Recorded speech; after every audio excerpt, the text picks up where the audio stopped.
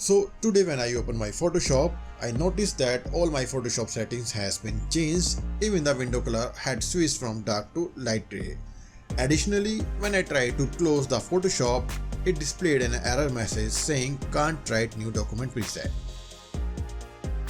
Another problem I am encountering is that when I open multiple PSD files, they are not consolidating as they did before. Even if I choose the consolidate all option, the files are consolidating temporarily.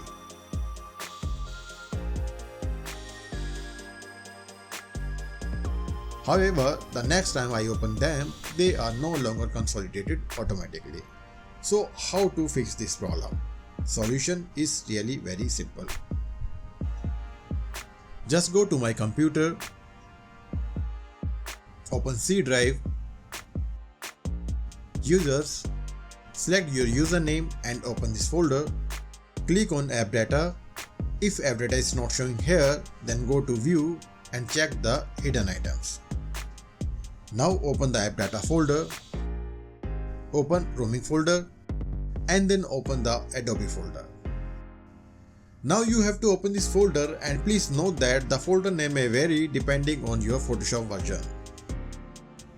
Inside this folder, select this folder which is ending with the name settings.